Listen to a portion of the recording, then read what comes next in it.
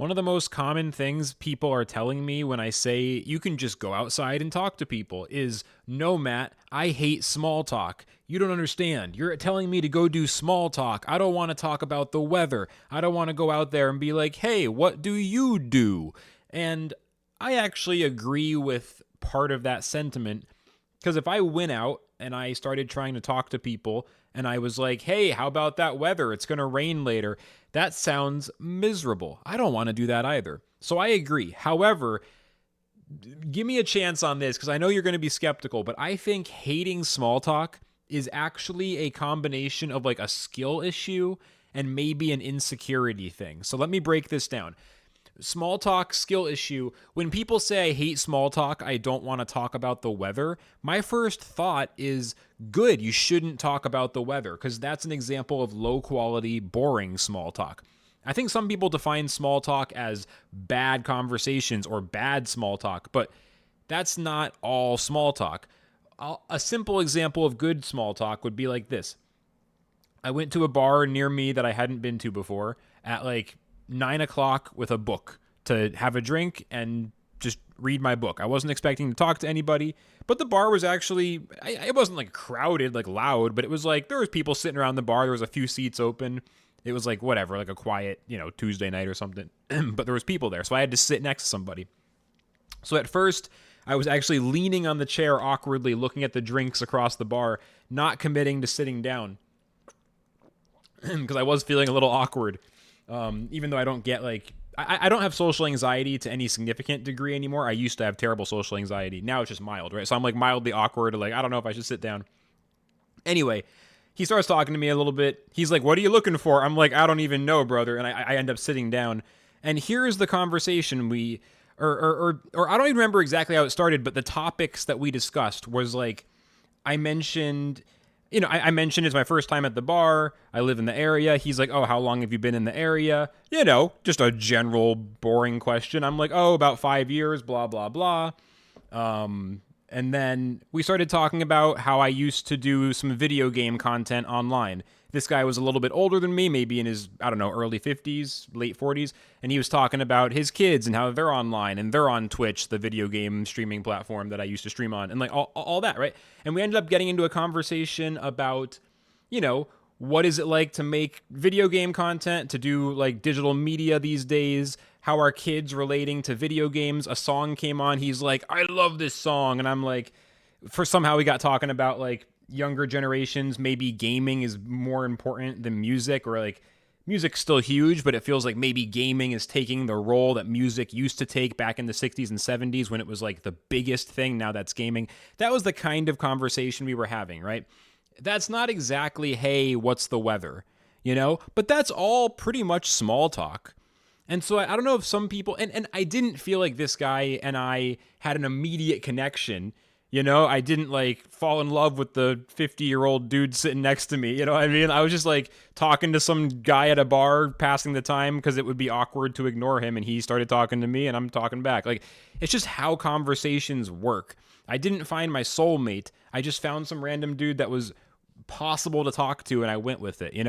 And so the quality of small talk, I think, is the thing that is getting confused. So from now on, if anyone says I hate small talk, I don't want to talk about the weather, my answer for now is pretty much, hey, with all love, that's actually a skill issue. You could get better at small talk and maybe then you would enjoy it more.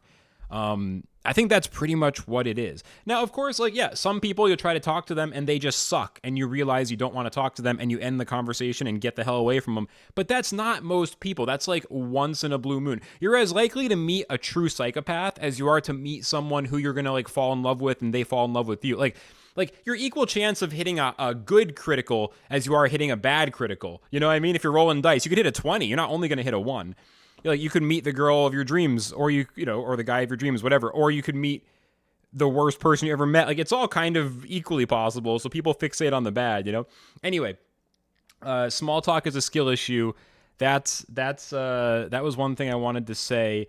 And then the other part of the small talk thing, this all comes from a thread I posted on Threads that went like pretty viral, like hundreds of replies, people kind of arguing with me about, can you just go outside and talk to people? And the small talk was a big thing. The other thing about small talk, I think when people say they hate small talk, they just want to have deep conversations. It's like saying, I hate going to the gym, I just want to have big muscles. It's like, dude, the way that you get to have deep conversations is by building trust with people, enabling you to go deeper over time. I think it's a very naive. I'm trying not to use words that put people on the defensive. Like, you're being naive. I'm not trying to be like confrontational, but it comes across to me as a bit immature or naive to be like, I'd rather have a deep conversation than small talk.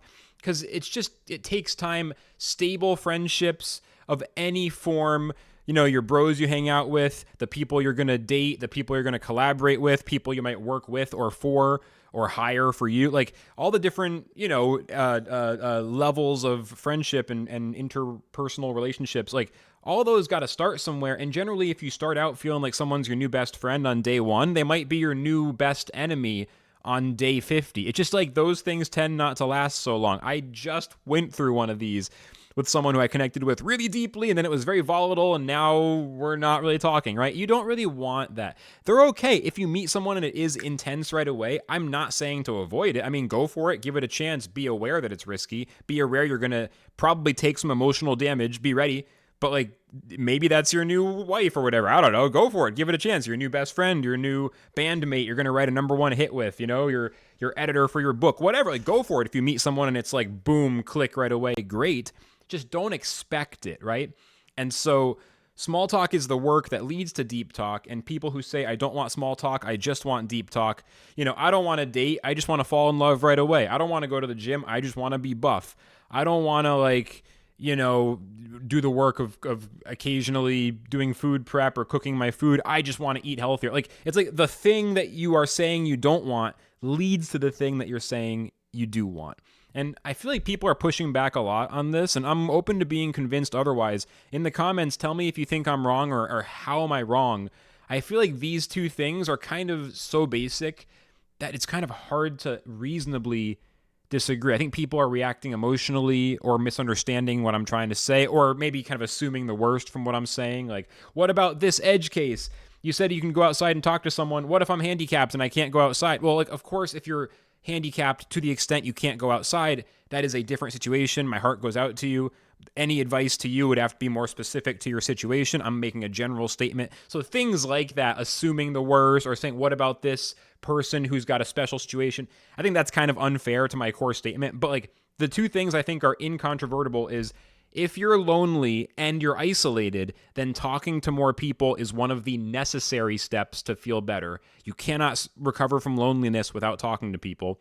Even though, yeah, some people have different forms of loneliness, but if you're isolated and that's the form of loneliness, literally there is no way except to start talking to people. And I'd argue that the more people you talk to, the more often, the faster you're likely to get better, maybe with some help from therapy to manage the social anxiety or what have you. And then the other thing is, yeah, like, hating small talk is not an option. Hating small talk is a misunderstanding of what small talk is. The idea you only want to have deep conversations is just is kind of incoherent to the reality of humans socializing with each other. So you got to go outside and talk to people to be less lonely if you're isolated, and small talk is not an option. Hating small talk is a skill issue or a misunderstanding. Those are my two philosophical / psychological claims for this video. Let me know in the comments if you disagree. I'm going to leave it there. Matt signing out. See you.